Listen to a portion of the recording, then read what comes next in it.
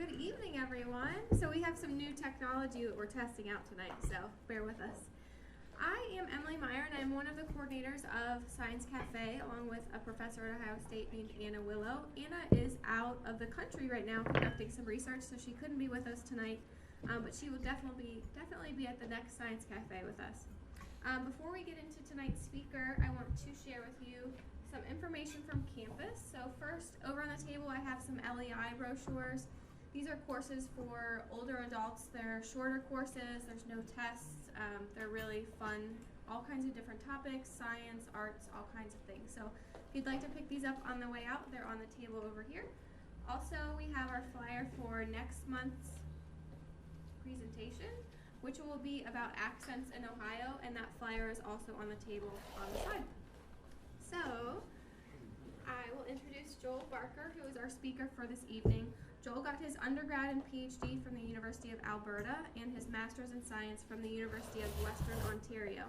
He got his first taste of polar research as an undergraduate research assistant. He is a biochemist, and he studies how nutrients are cycled in polar environments as they respond to a changing climate. Joel was brought on at Ohio State University here in Marion as an adjunct professor last spring, and luckily we have hired him full-time, and he just started as an assistant professor this fall. So we will welcome Joel.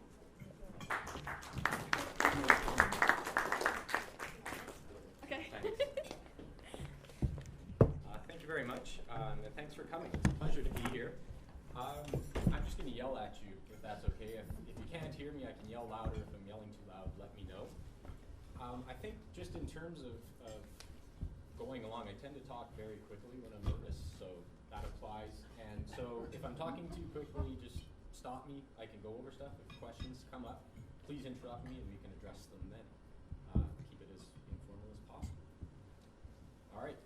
So the title of my talk, if you can't read, it's The Mummy Returns, Evidence of Boreal Forest Ecosystem in the Canadian Arctic. So I'm just going to present some initial results from this site that we found and sort of discuss how it's significant in terms of what we can expect global climate in the Arctic in this region to be in the future. So just to orient us here we are in Ohio down here. Where I'm going to be focusing most of my talk is up here in the Canadian Arctic. Just about as far north as you can go and still be in North America. Greenland's still farther north than us, but it's pretty far.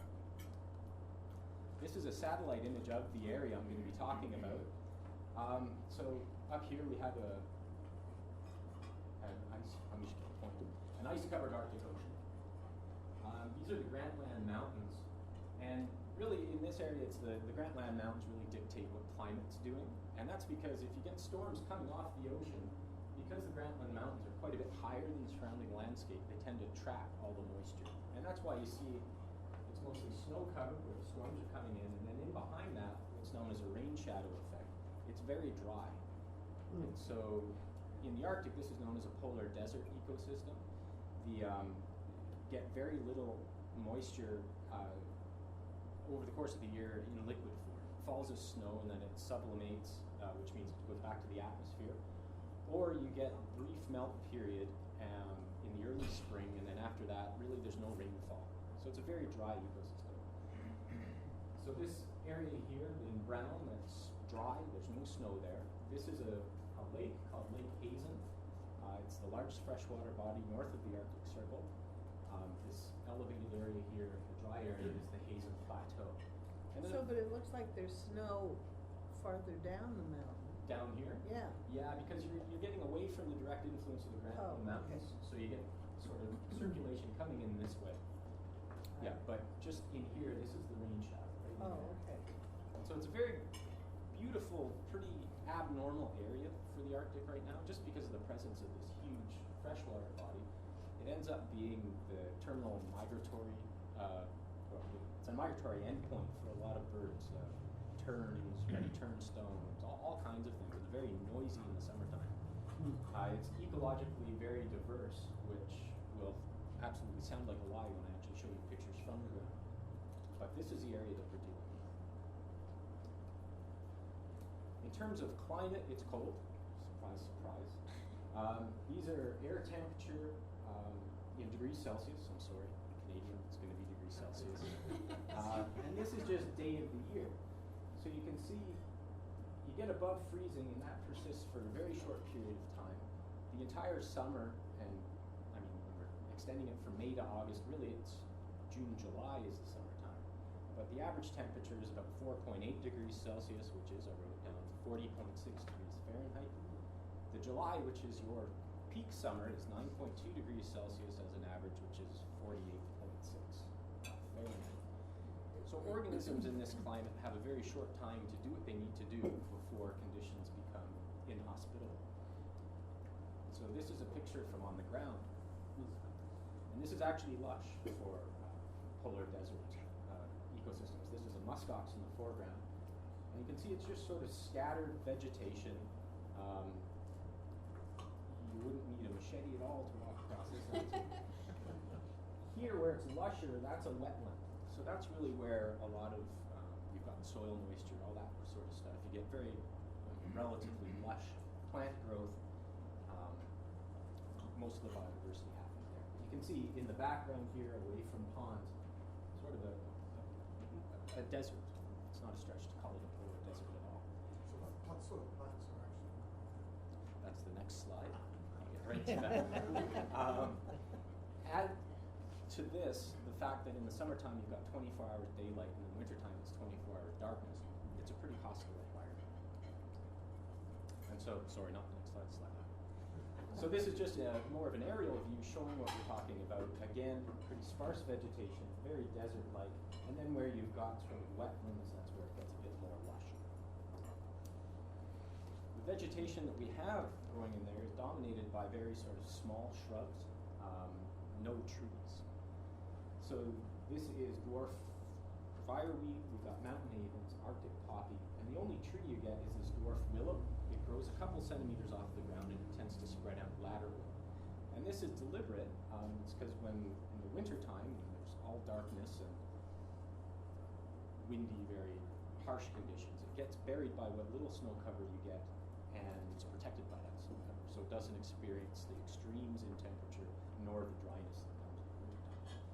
But the key here is, I mean, in terms of trees, that's as big as it gets. Joel, Yes. how far above tiger or trees, what kind of distance is that? Excellent question, and I show that in just a couple of slides. In fact, this slide. So, to address Harry's question, can you see where tree line might be? This is just a satellite image of North America. It's difficult. There's sort of a break, a tonal break, right along there. So that's tree line. Above that, your shrubs and grasses. So tree line's right there. And so we're way up there, well above tree line. So in terms of terminology, there's not going to be a test, but it's sort of what makes this what I'm going to talk about semi-unique. You've probably heard about petrified wood before. And so petrified wood is just when wood falls down and you've got water circulating through it very slowly. The water has a bunch of dissolved stuff in it. When the water evaporates, it leaves the dissolved stuff behind and essentially turns your wood into rock. So this is a piece of petrified wood from the area. It's about 5 million years old. Now that's in contrast to mummified material. And when you think mummified, you think of Now, Egyptian. is this wood from up there? Yes. Or is it from? Same site, but Okay. about 5 million years old. Okay. And so it, if you're talking about mummified, you probably think of Egyptian mummies, and really it's the same thing. So here it's just been dried. You don't have that water circulating through it. So it's preserved in a dried state. So this is some of the mummified wood from the site, and you can feel how it's much different from the petrified.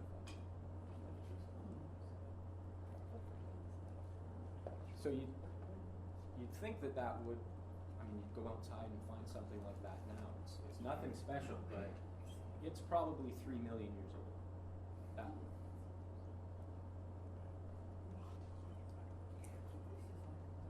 And so I was up there on an unrelated project, and this is a national park that we're in, so I was talking to the park warden, and he asked me what I did, and we got to talking. And he said, well, I found tree trunks just sort of a couple valleys over. And tree trunks, like those dwarf willow trees, no big deal. He says, no, they're really big. And so this is a picture of what he found, just sort of laying on the ground. This is a muskox print, just for scale. It's about the size of your hand. So these are actual tree trunks, and they're in a mummified state, like that wood going around now. So we went, we got flown to this site, helicopter pilot landed. It's a big, big area, and he said, you've got 20 minutes. So we jumped out, ran around, just found a lot of this sort of stuff.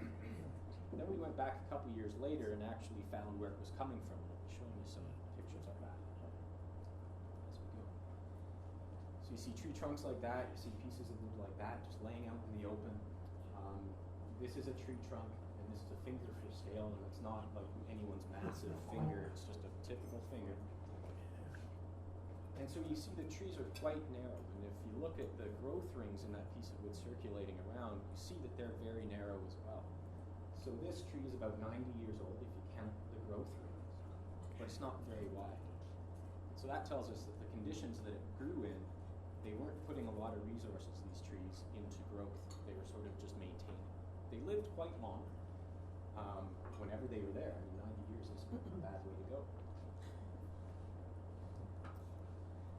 Now, in terms of full disclosure, this isn't the only site in the Arctic where you're finding these sort of things. There's a few others. This is just a list of where they are. You can see most of them are far south.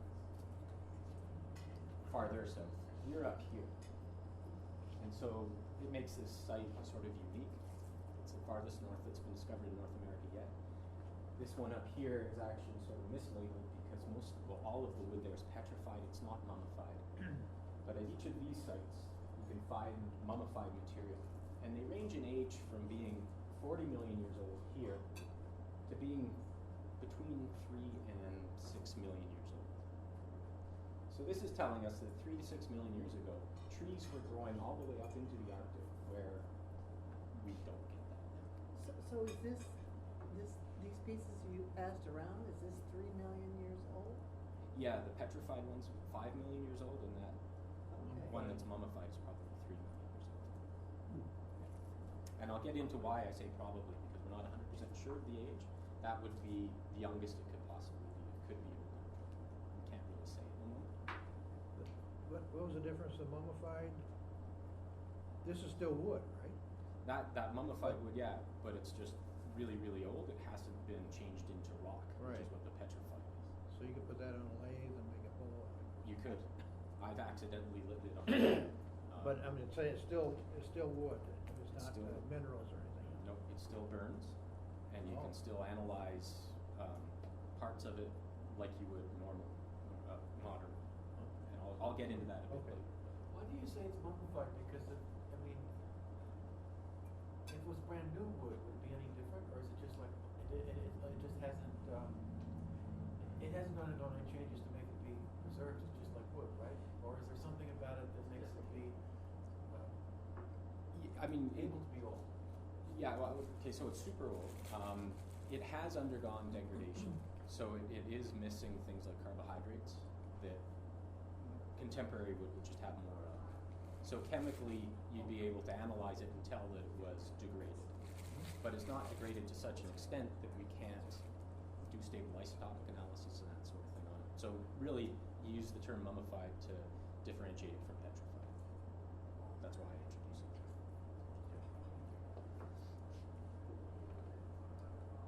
Okay, so just to recap, these sites show us that sometime in the past, mostly as recently as 3 million years ago, the Arctic climate was such that would support a forested ecosystem.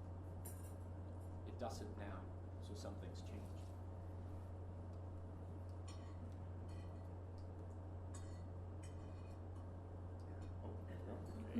All right. Trust it there. So these are a couple graphs just showing Earth's climate for the last 60 million years. You can't see this really well, so I'll just use my finger to plot it out. So what we have is age in the top graph from 65 million to present. And on this axis here, we have stable isotopes of oxygen as taken from organisms that are shells of organisms from the ocean. So by analyzing the stable isotopic ratio of oxygen, we can get an idea of what the temperature is.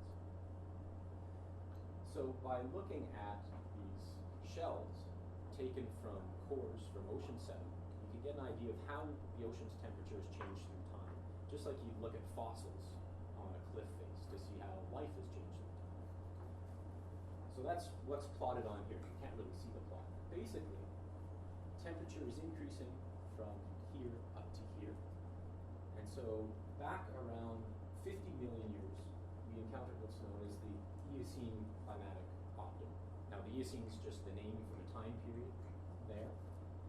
The climatic optimum is really the important part of the title there.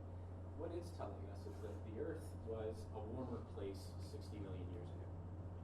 And the reason why it was a warmer place was because it was a period of very active plate tectonics. We had extensive rifting in the North Atlantic that put a lot of gas into the atmosphere, amongst them CO2 and methane, other greenhouse gases. Atmospheric concentrations of greenhouse gases at this time were about 1,000 ppm. Temperature leading up to this point increased anywhere from 6 to 8 degrees Celsius over the course of 400 years. So we had an increase in greenhouse gas, and we had a corresponding increase in temperature. So that persisted for a little while, and then over time Earth's system sort of absorbed this greenhouse gas in rock weathering reactions, things like that. Rifting sort of quieted down. We stopped putting so much into the atmosphere, and atmospheric concentrations came down. And correspondingly, temperature started to come down. Then we had a big dip in temperature here in a period called the Tertiary, around 35 million years ago. And this really was the onset of when Antarctica rifted from Australia and it became an isolated continent. Once it became an isolated continent at the bottom of the world, we had ocean currents effectively sealing its climate off, and it started to grow an ice sheet. A persistent ice sheet in the southern hemisphere served to sort of alter atmospheric circulation pattern to basically cool the climate. So that happened. Continents were still moving around. We pretty much maintain that temperature with minor increases and decreases until we get to the end of a period called the Pliocene at 2.6 million years ago. At that point, we entered an ice age, our latest ice age, and went through that ice age, and now we've got our climate today. So that's a long-going sort of explanation of how the Earth's climate has changed over the last 65 million years. But I'm going to return to that point in a bit. This bottom graph shows pretty much the exact same thing as that top graph, just increasing, decreasing temperatures, working our way into present day. So where did we have forests growing in the Arctic in terms of time? We're talking about this bit here, just before climate fell off the cliff into an ice age, when we had temperatures that were warm enough to sustain a forested ecosystem. Why this is a neat period of time is because the Arctic at that time, all the land masses were where they are today. So plate tectonics was similar enough 5 million years ago to what it is today. So the Arctic didn't support trees because that land mass was farther south. It was still at the same latitude. So we were talking about climate being different, not sort of the geographic scenario being any different. Was this coniferous forests? Yeah, and I'll get to that. Mixed boreal. So when we talk about carbon dioxide levels being 1,000 ppm, when you think of carbon dioxide these days, you think of the greenhouse effect. Now the greenhouse effect is nothing new. We owe a lot to the greenhouse effect. The greenhouse effect is why our planet can sustain life, can sustain water in liquid form. It's just a short sort of primer to what the greenhouse effect is we have incoming solar radiation, comes down to Earth. Some of it gets reflected back out into space, but a lot of it is absorbed to heat up the planet. Because the planet is a warm body, it emits its own radiation back into space. Now, if we have the greenhouse effect, if we've got greenhouse active gases in the atmosphere, they serve to trap some of this escaping radiation and basically insulate the planet. It's like having a blanket over the Earth. Now, if we thicken that blanket, we inhibit more and more radiation from going out into space. We retain that radiation, and that serves to warm the planet. Okay, so that's the greenhouse effect. It's always been here. The concern nowadays is that we're thickening this blanket enough that we're having some warming that we don't want.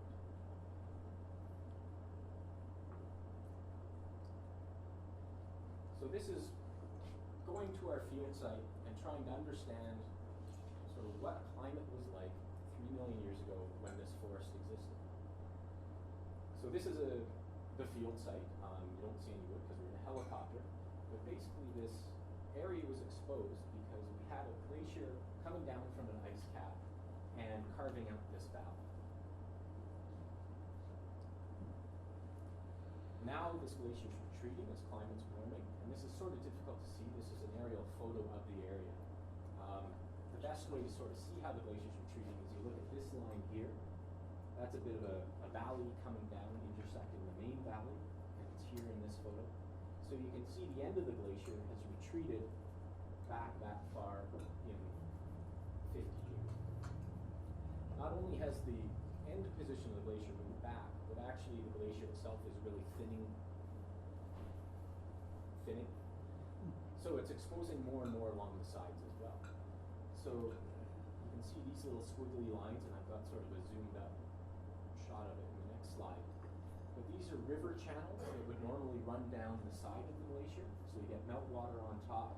That meltwater cascades off the side of the glacier and runs down to the main valley. And so as the glacier thins, it exposes these old channels. So the glacier was up here, that channel got created, glacier thinned, another channel got created below it and below it and below it. Yes, sorry. What is the composition of the landmass? The composition of the bedrock. It's mostly, the geology, it's all Jurassic siltstone with some sandstone. So very easily erodible material. That could look like that off the side. Yeah, very, very erodible and very muddy. You see the research site that was covered by a glacier in 1960, so that they found pieces of the forest that were covered 50 years ago. It's interesting, and if you could bear with me, I'll address that just after I go through this. So here are these meltwater channels. We're on the ground now. So these are them. We're looking down them. And so the glacier back in the 60s was all the way up here, and it has since retreated down to where it is, and as it does so, it excavates these meltwater channels. Here's just another shot showing it from a different angle. Here you've got a stream actually making a new channel right there. So to answer your question, sir, what has happened in this area, and maybe it's easier if I go back, you've got two high points here, and they're bedrock, and you've actually got a buried valley coming down here. And it's been buried over the millions of years as we've had glacier advance and retreat, landslide activity. So we had a forest, it got buried, and this valley ran right across here. Now, when we had our last glacial period, this glacier came out of the ice cap up here and pretty much hit it T-bone, essentially. Yeah. And so what has happened is as these channels got incised along the sides of the glacier, they've down cut through the exposure. And I'll show you the exposure right here. So here we are on the ground, and you're walking around, and you come across this area, and you've just got tree trunks sticking out. And so this would be the valley coming towards you, and it would extend across the valley now. So if you go either side about a kilometer, you don't see any of this. This is where all this material is coming from, and as the glacier came through, it sort of scraped this stuff and moved it down the valley and left it. That's what the park board can see. So we were lucky enough to find where all this stuff was coming from. And it's really neat when you get to it because, I mean, there's actual leaves, 3 million year old leaves coming. So that's one. It looks more like a fossil, but this is like you could hold it in your hand. And yes, they're delicate and brittle, but you wouldn't ever suspect that they're as old as they are. The only thing that tips you off is are tree leaves, and there are no trees there. And then you get these sort of accumulations of wood, which are sort of you'd find now after a flood, just where detritus has been washed up beside a channel. If you look a bit deeper, we find all kinds of seeds and nuts, birch bracts, bits of insect. Is that a butternut? Up here, Yeah. Two. shouldn't be. Shouldn't be. I don't know what it is, but it shouldn't be. You can find all kinds of cones. So this is from an alder. This one's interesting because it looks like it might have been chewed on by something. We haven't found any animals, but we're still looking. There's a larch cone, a birch bract, pine cluster from a 5-needle pine. This is a species that's now extinct, but was quite common in this area 3 to 5 million years ago. And these were things that you found out there or somebody did? No, we found, You actually found these? yeah. Oh, wow. Yeah, we're the only people that have been here. Neither a couple other guys. Find actual leaves that still have photosynthesis, that have chlorophyll in them. This is a bearberry leaf. An alder leaf, we haven't found any wood, but we've got a leaf for some weird reason. And so that's what sort of makes this site valuable.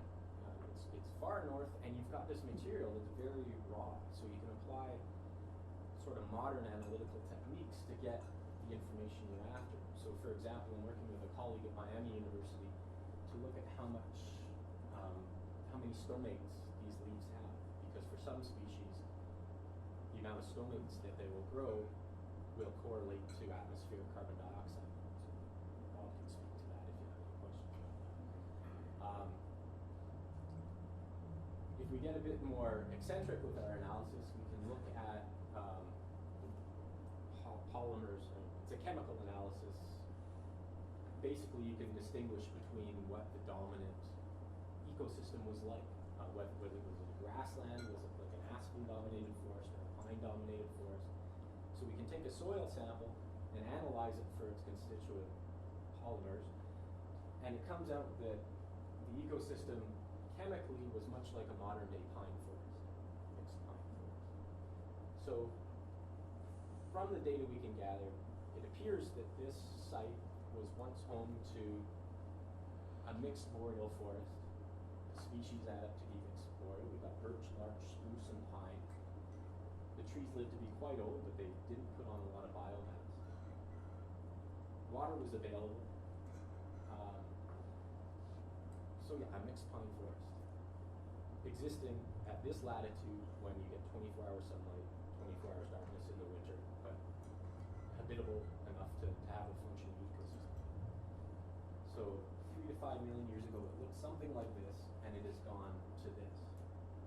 But what about the future? One of the key things, and we're still struggling with this, is trying to establish the age. There was once a species up there, dawn redwood, known as metasequoia. It produced a lot of pollen. If there was any of this dawn redwood up there at the time, we detected in the pollen. We haven't. So from that, we know that it's younger than 5 million years ago.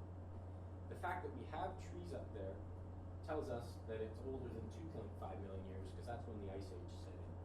And there was definitely no forest. So we're able to constrain our age somewhere between there. We're hedging our bets and saying it's 3 million years old. Why does this become important? Well, it becomes important because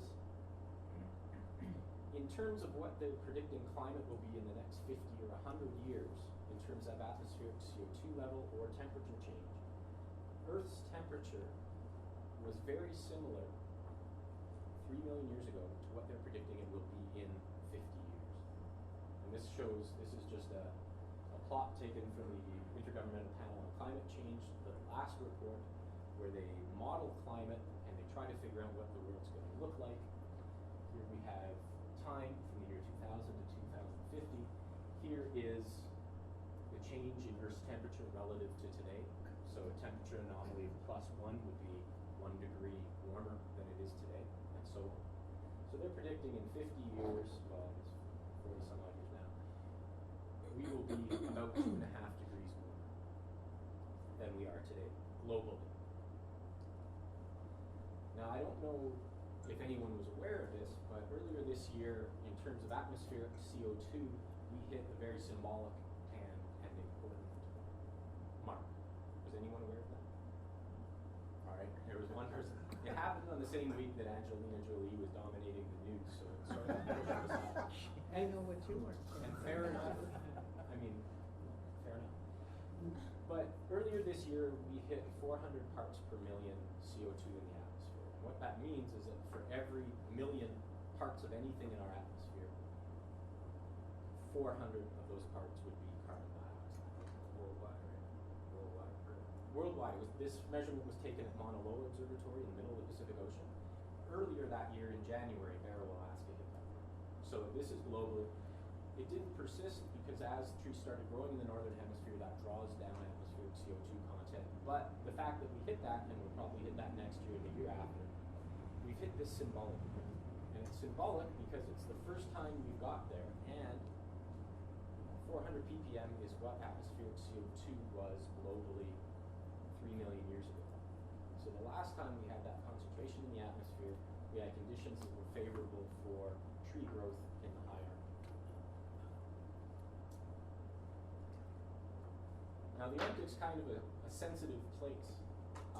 When we talk about temperature change globally, they predict 2 to 3 degrees globally, and that doesn't sound like a lot, and it's not. But in the Arctic, that sort of change translates into 7 or 12 degrees change. So the Arctic will warm a lot more and a lot more quickly than the rest of the world. And that's what this graph shows. This again is from the IPCC report. Basically, they present under different scenarios what they expect global temperature to do regionally in the next 30 years or 100 years. So this one up here might be, okay, business as usual. This one might be, okay, if the economies of China and India really come online. This might be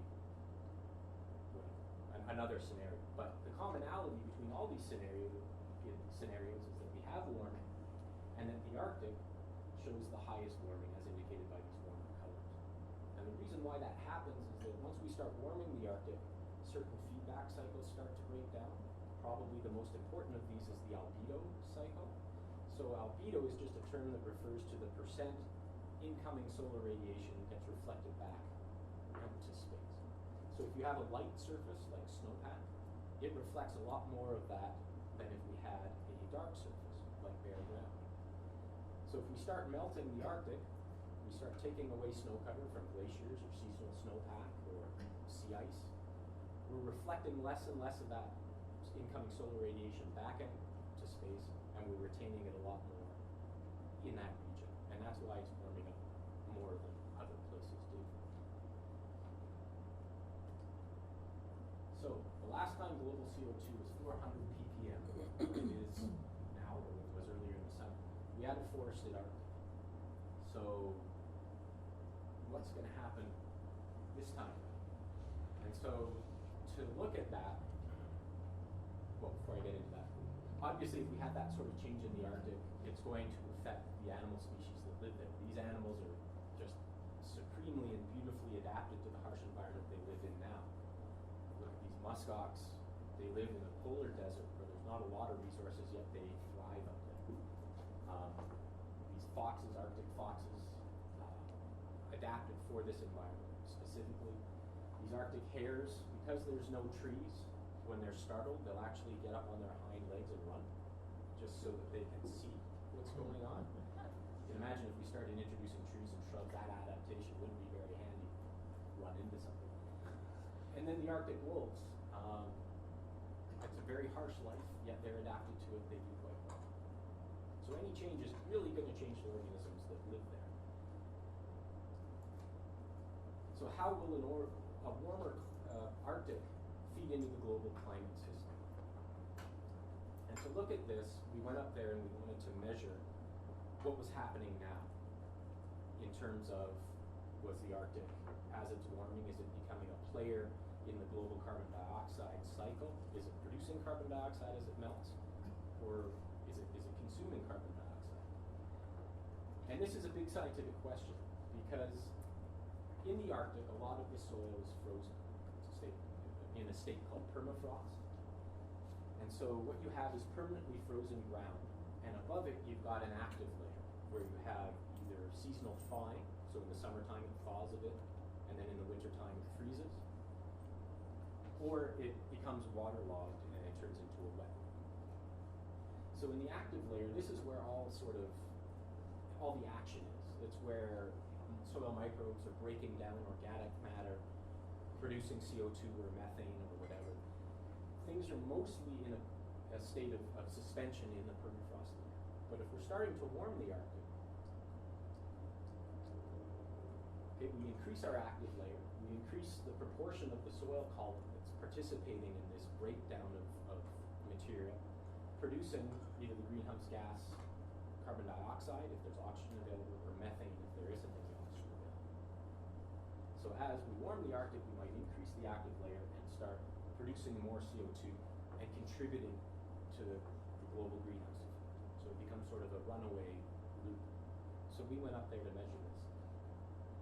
Why is this significant? Well, in the Arctic, they have huge stores of organic matter stored in the permafrost. So there's a huge potential source of organic material that can be broken down, and we can start producing these greenhouse gases. So this is just a figure showing that in the permafrost and active layer in the lowlands, which is an area that we're looking at in the Hazen Plateau here, we can get up to, in the upper meter of the soil column, we've got 55.1 kilograms of soil organic matter per meter squared. Just as a comparison, in Ohio, we're roughly 5.5 kilograms soil organic matter per meter squared. So a huge potential store of organic matter that, if it starts getting broken down, could potentially produce these greenhouse gases and add to the problem. Add to the fact that right now, under a lot of these areas that are covered by ice, they could have potentially overrun these forested ecosystems, like we're seeing on Ellesmere Island, and like a paper that came out a few years ago showed that at the bottom of the Greenland ice sheet, it also overran a mixed boreal forest. So there's all this material under there that's just sort of waiting to be activated. So it sounds like a horror story, right? So I got good news for you. We went up there to measure this, and we used an eddy covariance carbon dioxide flux system. That's unimportant. Basically, it's a really fancy system to measure whether or not the ecosystem was absorbing carbon dioxide or giving it off. It absorbs it by photosynthesis, and it gives it off by soil respiration. So that's those organisms in the soil column breaking down the organic matter and giving it off. So we went up there. We were there for July. This is a plot that shows time along this axis. And then up here we've got 0 sort of in the middle. We've got positive numbers above and negative numbers below. And this is the exchange of carbon dioxide. So if the numbers are negative, that means that the ecosystem is drawing down carbon dioxide from the atmosphere. It's what we would call a sink for carbon dioxide. Above that line, above 0, that means that the ecosystem is producing carbon dioxide to the atmosphere. It's a source of carbon dioxide. So what this plot is showing is that, generally speaking, we are a very, very slight sink for CO2. On occasion, you get up and become a source. That tends to be more of a weather thing. I'll elaborate on that in a minute. But generally speaking, we're a slight sink of carbon dioxide. That sink is strongest sort of in the peak growing season, and it slowly degrades down to nothingness as the season goes on. So this was a bit of a surprising finding for us. We were expecting it to be a source, because all the literature said it should be a source. So all this organic matter being released, the Arctic should be becoming a source. So what we really wanted to know, we wanted to go back there in the wintertime and set it up and see what happened as the snow melted. As we had a lot of water available for the system, how did the ecosystem really respond when things were good? So we went up there in May to re-erect this thing. Why wouldn't we leave it up over winter? The reason why is because it's got a little digital display on it, and it's only rated to -30 Celsius, and it goes down to -50. So the thing would break. So we had to, this is just the temperature going from 2007, 2008. And minus 50, I wrote this down too, it's minus 58 Fahrenheit. Sorry, minus 50 Celsius is minus 58 Fahrenheit. Thank you. So we let the instrument run through May and past snow melt and through the summer. And like happens to me all the time, just as snow melt was happening, the thing stopped working. But generally, looking at the data we have just at first blush, you can see early in the year, we're again a very slight sink for CO2. Something happens, and then we become more of a dramatic sink for carbon dioxide, and then the magnitude of that sink decreases throughout the summer towards fall. And what happened? Well, what we have in this green dot is just temperature in degrees Celsius in the soil at about a depth of 5 centimeters. And then this purple line is soil moisture. So what happened was, it was recording fine, and then the snow started to melt to produce water. And then this little diode that connected to our solar panel that powered the whole thing, because it got warmer, the wire relaxed, and the connection was broken. Diode. I could make one like right here for you. They're the most simple piece of instrumentation we had, and it failed, and the whole thing went down. So we missed when the soil was really coming above freezing and getting to a temperature where these microbes would be really happy. If they were producing, that would probably be when they'd start doing it. We were sort of comforted by the fact that when soil temperatures at minus 5 centimeters were warm enough, 15 degrees Celsius, and that's almost room temperature. That's pretty startling for this environment. The microbes would be happy to function at this temperature. Our ecosystem was still a net sink for carbon dioxide. So contrary to what had been reported before, up in the high Arctic, it's a very small sink for carbon dioxide, but it's a sink nonetheless. Are these cyanobacteria? What, are they photosynthetic organisms that are microorganisms that are doing that? Are you talking about the respiration or the photosynthesis? The photosynthesis. Yeah, the photosynthesis is plants.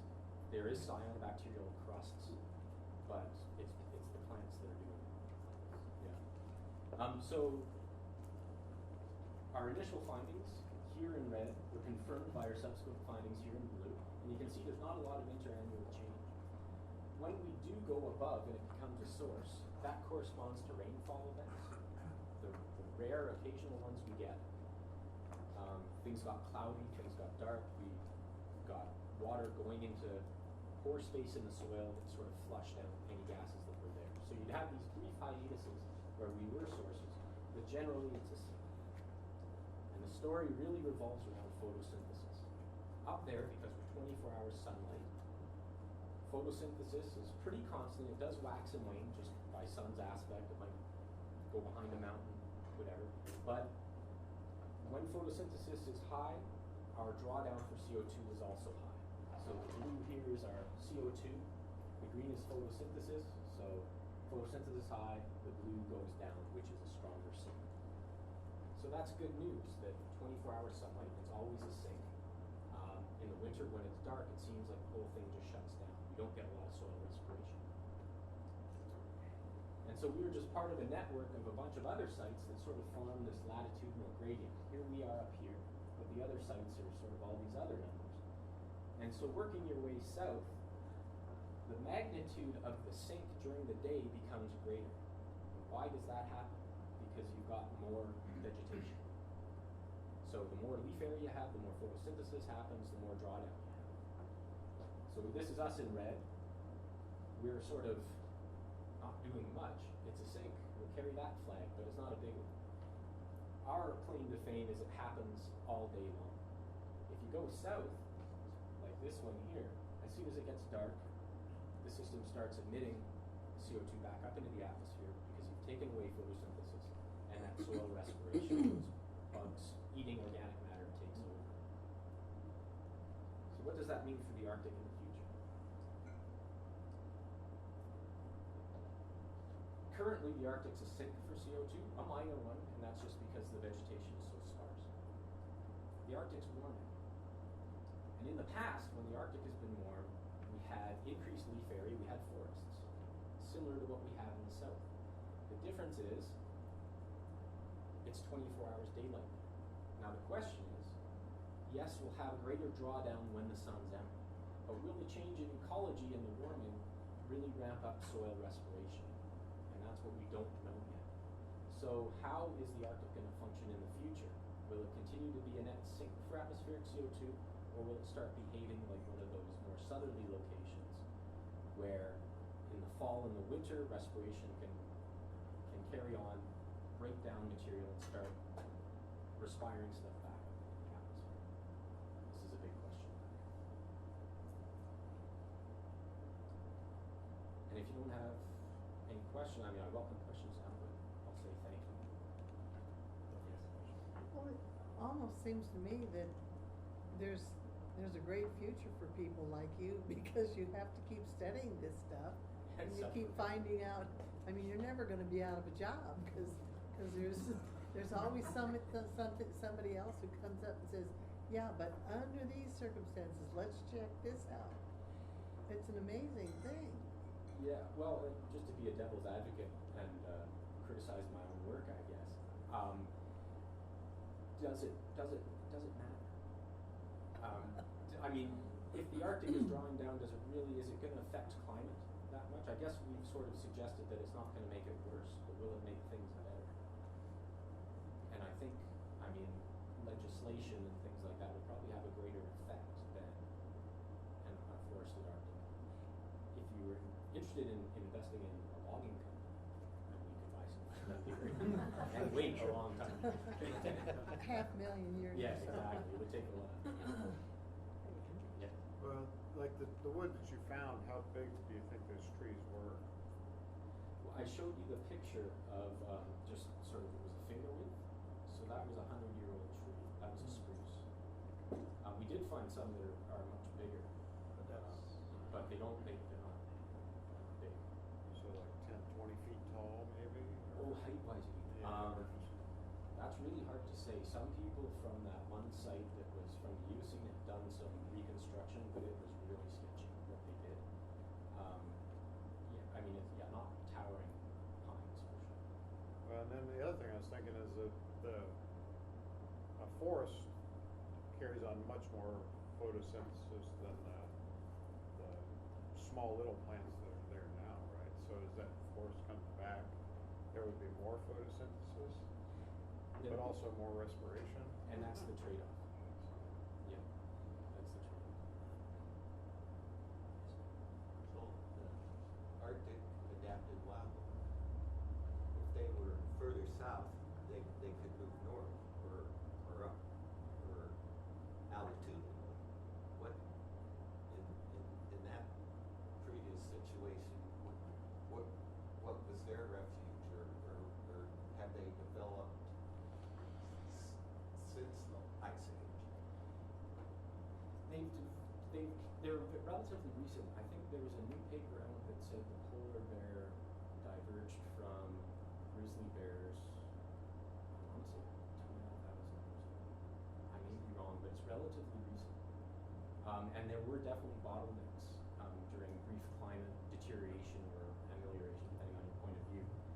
They almost did go extinct, but they managed to hang on in these little isolated populations, and when conditions got good enough for them, they proliferated. Yeah, and you're already seeing, I think, with respect to the polar bear, as sea ice conditions are changing, the seal population dynamics are changing, and so these bears that go out on the ice to feed on seals, and those seals aren't denning on the ice, they're denning on land. Polar bears have a lot harder time hunting them, so it's already sort of happening. So great to find the forest, are you still trying, hoping you may find a modified, for that, maybe a climate that location, like maybe that Wolverine or Martin, which would be like in northern Ontario today. Yeah. Example that hopefully might find a modified version of that. Yeah. Truly, that would be exciting right there. It would be very exciting, not only just because it's a modified mammal, but also because it would help us date it a lot more precisely. We thought that finding insect material would really help us date it,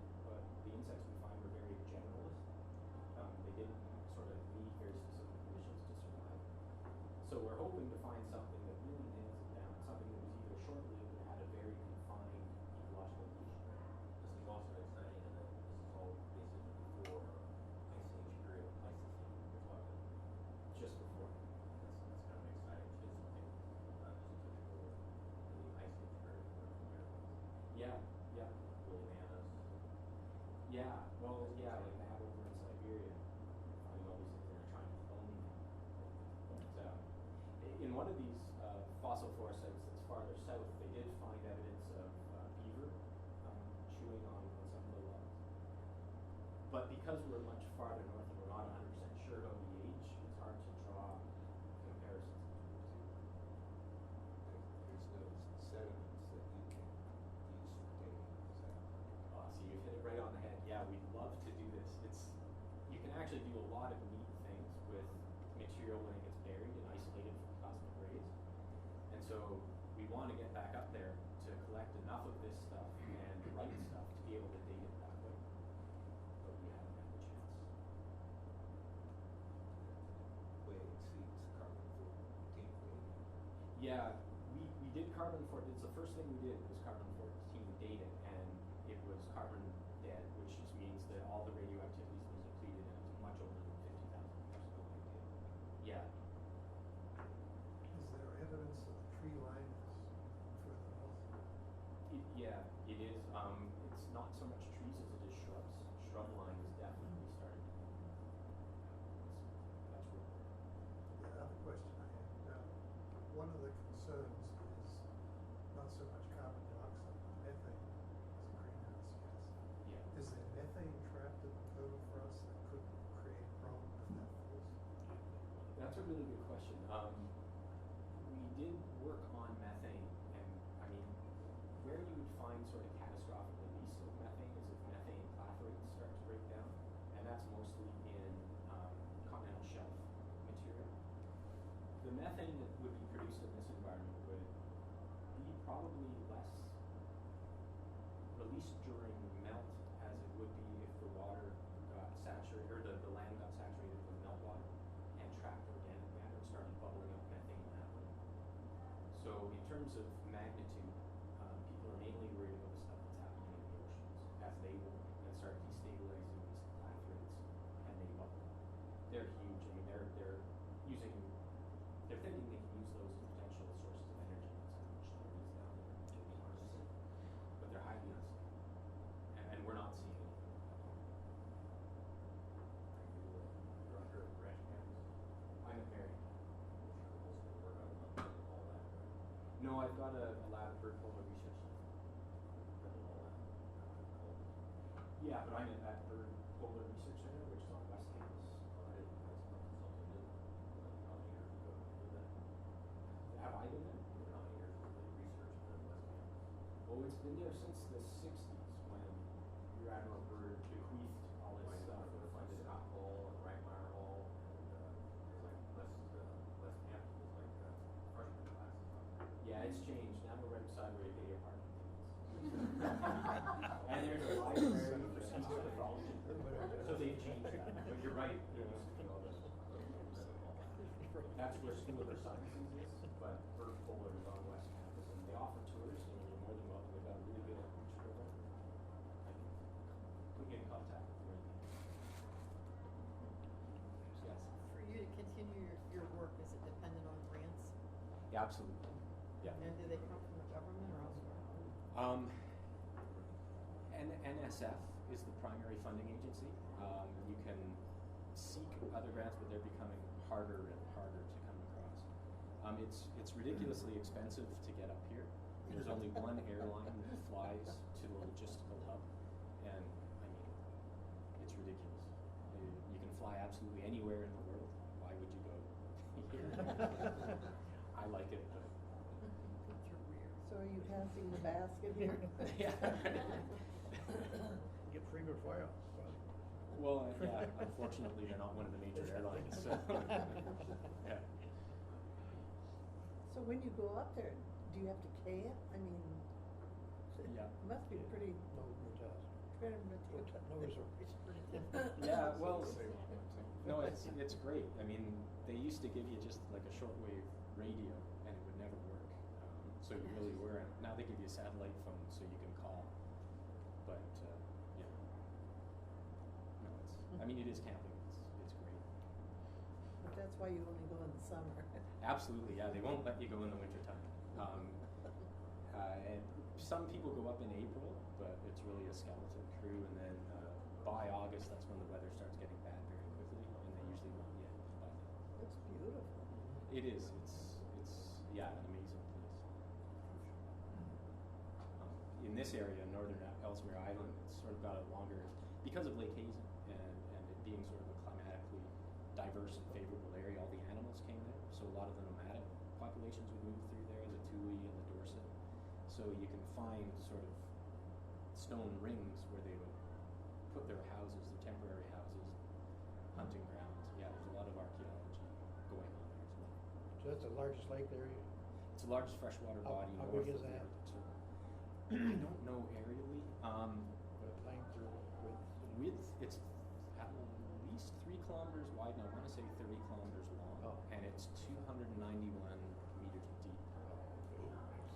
Yeah, so it's big. Yeah, hosts Arctic char, a lot of Arctic char. Oh, okay, so you can fish? It's in a national park, so if you Okay, have license? they used to do licenses and then they suspended it. But if you've got an Inuit person with you, they're allowed to do whatever they want. They can hunt if they wanted to. It was part of the land sale, so they can fish for you. You can eat really well. Yeah, it's really, really good. Take the thank you off of there and that looks like a painting. Yeah, Mhm. yeah, actually, that's beautiful. Yeah, this is taken from a helicopter, and you're looking out here to a fjord called Tanqueray Fjord. There's sort of just to ruin the photo for you, there's a landing strip just over here. Oh. It's a park office, that's where you pay your park fee, and then you can hike around. That's a national park. National Park, Kirtinapak National Park. And how big is the park? It's big. I could go, so bear with me, I'll just show it to you in reverse.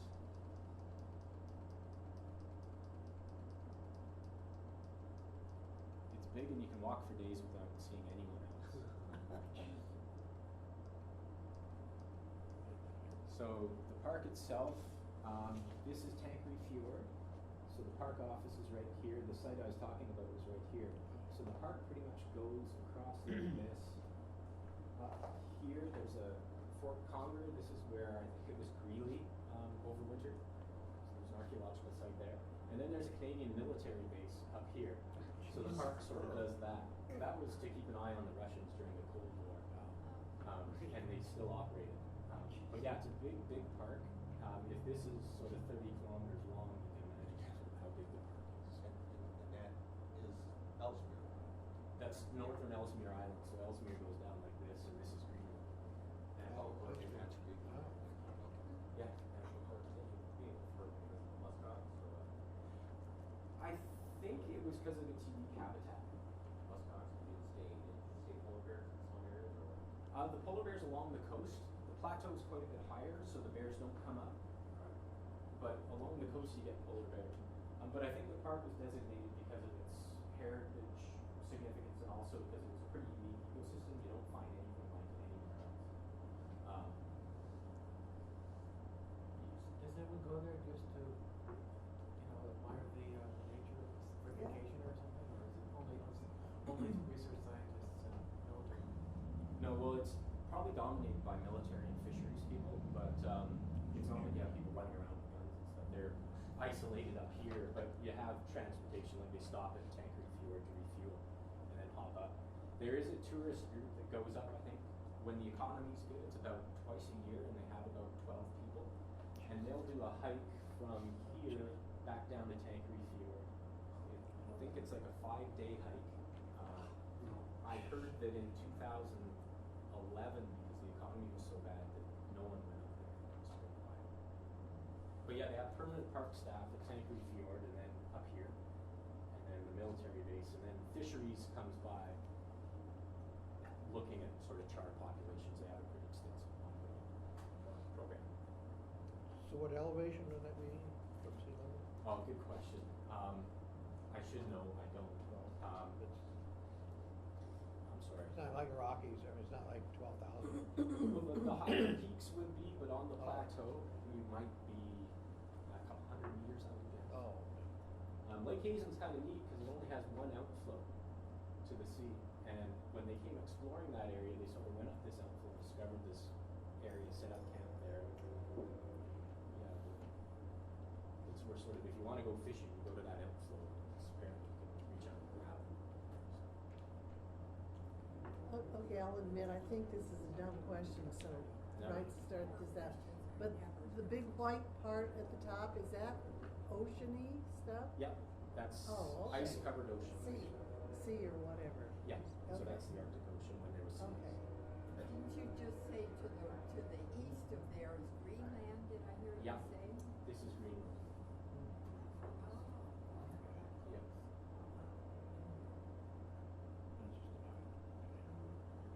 And so this, I mean, what we're doing is a tour. This is an ice shelf here. You hear about the Antarctic ice shelves breaking off and all that.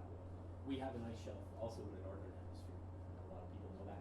It's breaking apart too, but it's a lot smaller than south, so that was expected. But yeah, it's a pretty unique area. When people want to ski to the North Pole, they always start from up here because it's the northernmost point.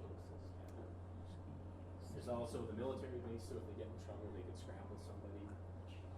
So that's where they take off from. So that would be open ocean in the summer, or It really depends on the year.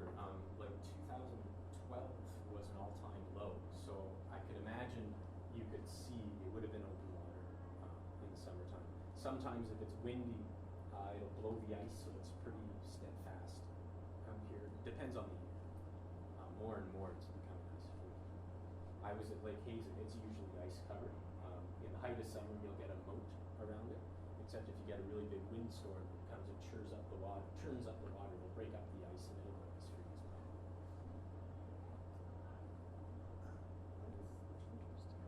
Where is this relative to the place where tectonic was discovered? Where what was this? Tectonic. I'm not familiar with that. Okay, it's a fossil of the intermediary between fishing and food, which was somewhere up in there. Was it on Devon Island?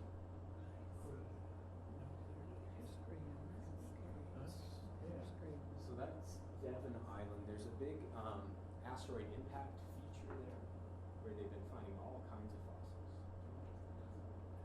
I think you want to Google it. Yeah, please Google it. Maybe it's an Axel Heiberg. Axel Heiberg was where that 40 million year old fossil forest was. They find a lot of fossils there. And the only reason why they think that's 40 million years old is because they found an alligator tooth next to a tree stump.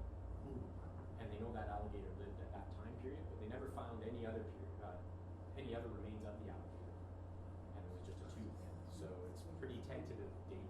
That's why we have to be careful in coming up with our date.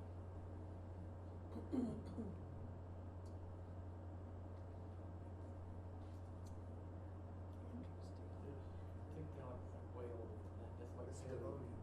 Right. You learn where yet? Not yet. While they're looking, does anyone else have questions?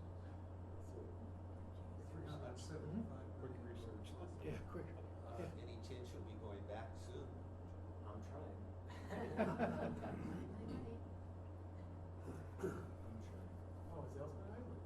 Newton back to Canada. Yeah, so that's Ellesmere, that's where we are, but it's a pretty big island.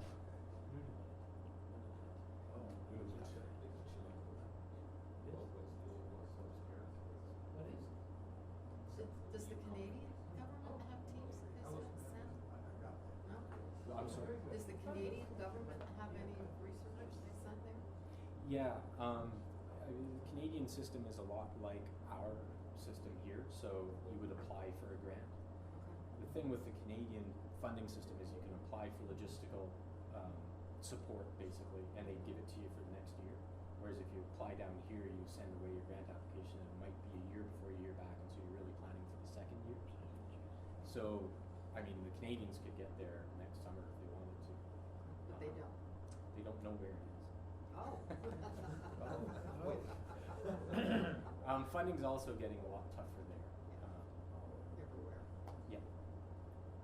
So, I mean, I have Canadian colleagues that were trying to put something together, but the problem would be getting me there until I can get my own funding. Is any similar work going on in Greenland? Well, there is a fossil forest site in Greenland, but it's way up here. And so, no one's been there for a long time. Yes? What was the latitude again? The latitude? Where we were was 82 degrees north. 82. It's Celsius or Fahrenheit? Fahrenheit.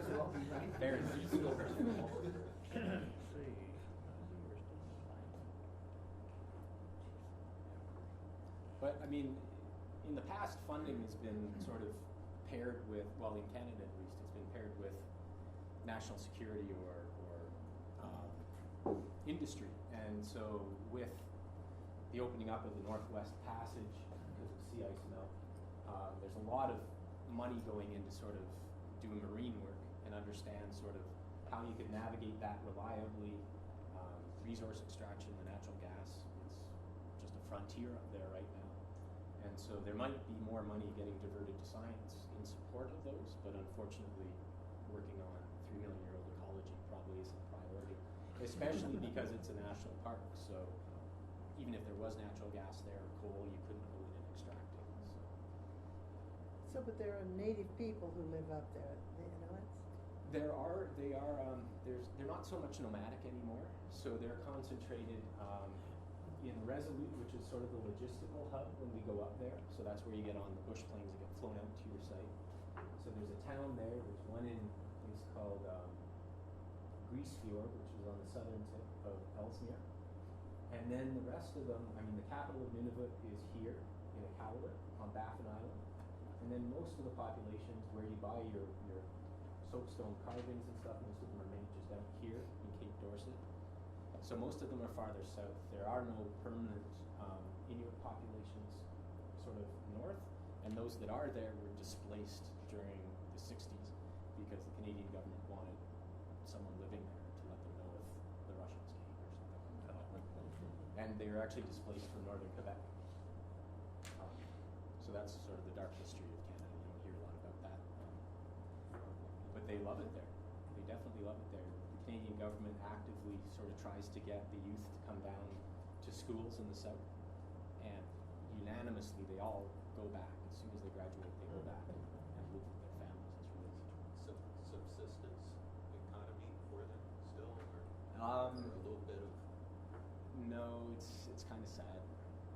They still hunt, and yeah, they will eat seal and stuff like that. But before the polar bear was put on the endangered species list, it was like $40,000 to them if they could get a pelt, and so it was all tourism. Yeah, it's a beautiful culture and a beautiful way of life, but it's suffering. They have their problems. The Northwest Passage, is that open now, or is it some years it is, or is it how's Again, how's that it doing? depends on the year. Depends on if the winds break it up or if they cause ice jams, that sort of thing. But I think, was it 2 years ago was the first year that it was actually navigated. I mean, you think of guys, Franklin, all those guys that tried to find it and were marooned, couldn't make it. It was navigated successfully by several ships. And the ice that reforms in the winter is definitely in poorer condition than it was before, so it would break up easier if the conditions were right.